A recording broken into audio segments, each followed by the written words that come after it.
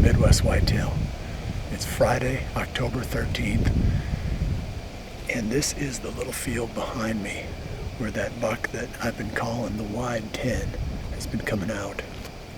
There's a camera out there. I don't know if we can get you a shot of that or not, but I pulled the card out of that today, and he hadn't been on this field in 3 or 4 days. So I'm not sure what our chances are for some action tonight, but before the end of this episode, I'm going to show you what happens on tonight's hunt. But today we're going to talk about 2 topics. I'm going to talk first about the best rut dates. We're kind of falling into what I would call the October lull now, so it's time to think ahead.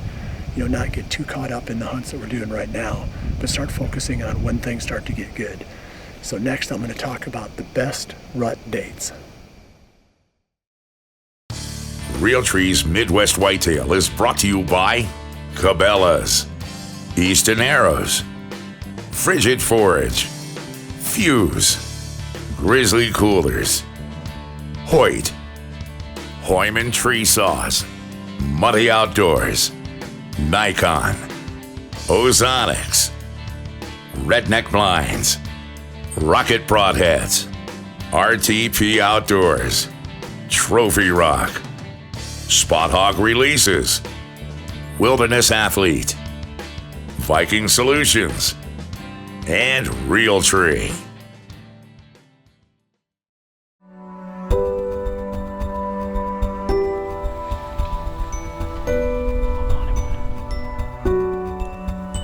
Seems like everybody wants to know what are the best dates for the rut every season. And there's a lot of different theories that have to do with the moon, whether there's a full moon at a certain time of the month in November, and then how that affects the rut dates. And I've dug into the research on this, and everything that I've found suggests that the moon phases don't affect when the rut occurs. It's completely dictated by the length of daylight, how much light there is in the day. That determines when the does come into estrus and when the rut really kicks off.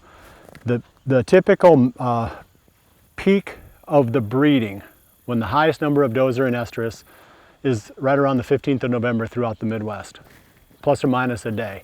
My favorite dates to hunt are November 7th, plus or minus 3 days. So if you had to pick a 7-day period, the ideal 7-day period in my mind would have November 7th right in the middle of it.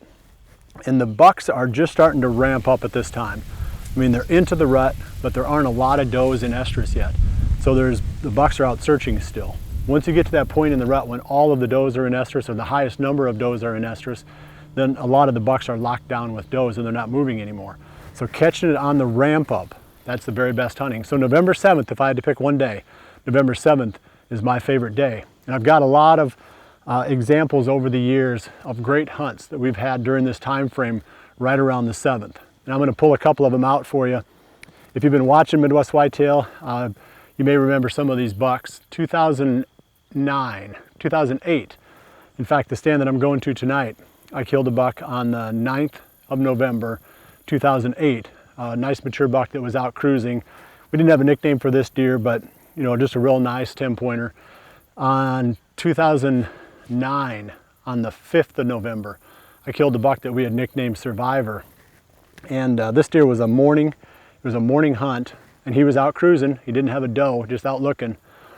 Another one was 2010. Mike Sawyer was hunting our farm, and he killed a buck. It was an afternoon hunt, and again, the buck was just out moving. He didn't have a doe with him, just out looking. That was November 7th. And in 2011, on the 9th of November, I killed the G5 buck on a great hunt where the buck that I was actually hunting was the one that we had nicknamed the double G4 buck. This G5 buck came in and stole the doe away, or tried to steal the doe away, and ended up getting a shot and killing him. Then in 2012, on the 3rd of November, I actually killed the other buck, the double G4 buck. Then in 2015, one of the pro staff members, Jason Huntsman in Ohio, killed a great buck on November 7th. Same behavior. Buck was out looking for does. This past season, 2016, I killed Skinny on the 9th of November, I believe. He was actually bird dogging what was probably a hot doe at that time. I've also had a number of really good encounters during that time frame that didn't end in successful hunts. For me, like I said, November 7th is the best day, assuming normal weather conditions, not too warm. If it's warm, sometimes you can move your schedule around just a little bit and take advantage of the cooler temperatures. But if you're setting your vacation time now, you can't hardly do better than picking November 7th plus or minus 3 days. In this next segment, we're going to join Caleb and Taylor Byers for an update on their October hunting.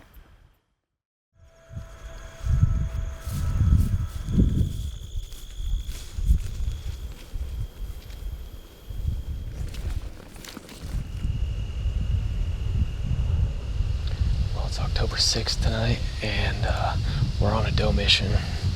We started out on the complete south end of our farm, and I pulled a card out of our muddy camera, and there wasn't a lot of deer hitting that food plot for some reason, so we decided to just make a move, and we headed to the complete north end of our farm.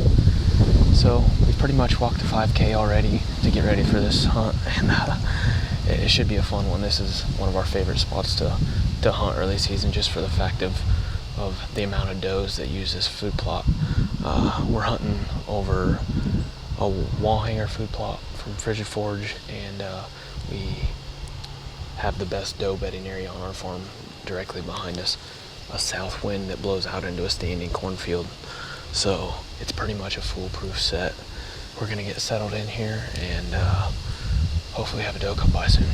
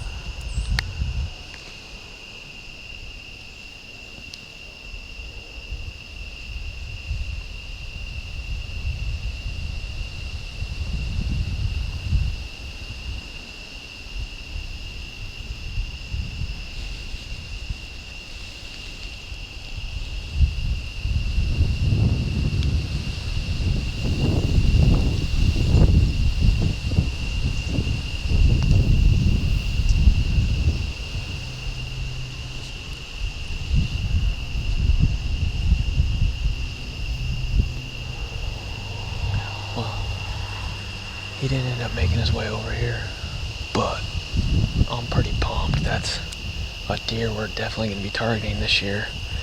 I talked how he stays on this side of the farm, and I didn't think we'd even have an opportunity at him until late season probably. We've only had 2 sits so far, and we've seen 3 mature bucks, 1 being a 4-year-old and 2 over 5, so we're definitely off to a great start. We just need to connect the dots here and get it done, but we'll get quiet and see what else comes out tonight.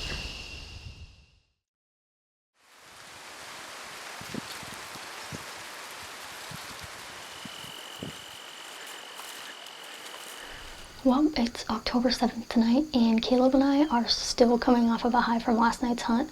We were hunting our farm and had a great encounter with a 4-year-old. We're gonna wait and give another year, and then a 6-year-old that we would love to wrap our tag around. Unfortunately, he didn't come in and give Caleb a shot, but super pumped to even see him on the hoof. Gives us great hope throughout the rest of the season. Tonight we're on a new farm to us. Caleb came in here this summer and got it all set up and ready to go for a disabled hunter that Caleb took just a couple weeks ago, and they had great success. Biggest deer ever. Thanks for letting me take you. Thanks for taking me. Of course. So that's awesome. But for tonight, we are sitting over some autumn quick plot from Frigid Forage, right next to some awesome bedding, and then it's surrounded by standing corn. So just an absolute honey hole, everything you could ask for. We're gonna settle in and then the waiting game starts. So hopefully we have some good luck tonight.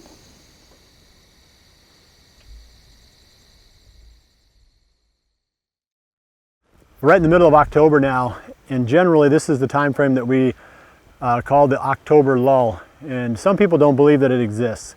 You know, I've heard biologists state that there is no technical basis for an October lull, that the deer are still moving, but that's not what my trail cameras show, and that's not what my time in the field has been showing.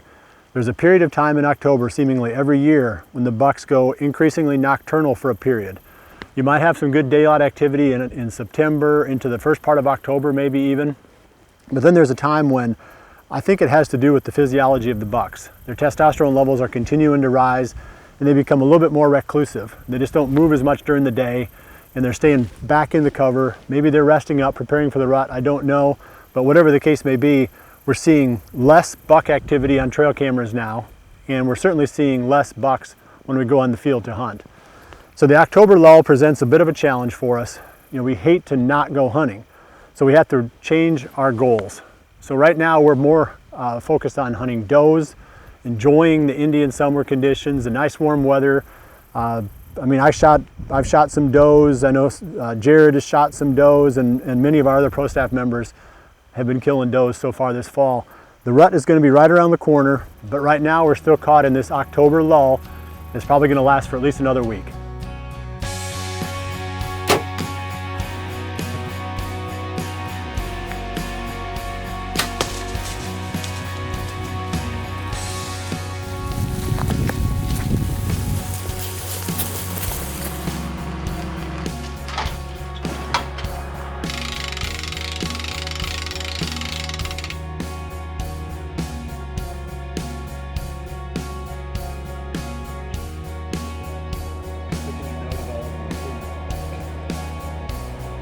It burns off. The nose picking apart? Yeah.